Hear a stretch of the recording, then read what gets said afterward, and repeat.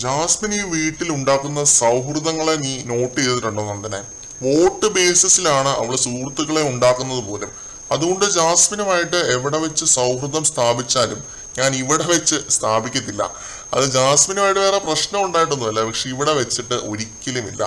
ഈ സീസൺ വിജയിക്കാനുള്ള മാനസികമായ ചില ക്വാളിറ്റീസ് ഉണ്ട്, അത് ജാസ്മിൻ ഇല്ല എന്ന് എനിക്ക് തോന്നുന്നുണ്ട് നന്ദനെ. ജാസ്മിൻ ഒരിക്കലും ഈ സീസൺ വിജയിക്കില്ല. ഞാനിതിപ്പോ പറയുമ്പോൾ നമുക്കൊന്നും പ്രെഡിക്റ്റ് ചെയ്യാനൊന്നും പറ്റത്തില്ല പ്രേക്ഷകർ എന്ത് ചിന്തിക്കും എന്നുള്ളത്. പക്ഷെ ഞാനതങ്ങ് പറയുകയാണ്, ജാസ്മിൻ വിജയിക്കത്തില്ല. സിജോ ഇത് തറപ്പിച്ച് പറയുന്നുണ്ട്.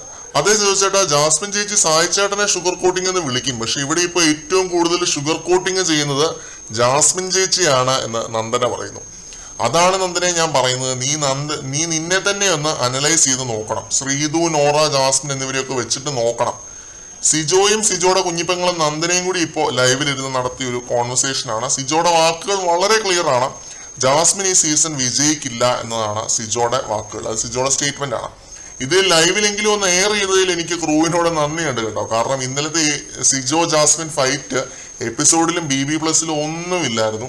സിജോ ഈ പറഞ്ഞതെങ്കിലും ഒന്ന് എയർ ചെയ്തത് കൊണ്ട് ഉണ്ടാവുന്ന ഗുണം, സിജോയ്ക്ക് കുറെ കൂടി പോസിറ്റീവ് റെസ്പോൺസ് വരും പ്രേക്ഷകരുടെ ഭാഗത്തു നിന്നും.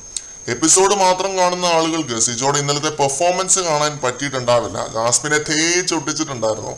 ആ ഒരു ചുരുക്കിന്റെ പുറത്ത് മാത്രമല്ല ജാസ്മിൻ ജയിക്കില്ല എന്ന് സിജോ പറയുന്നത്.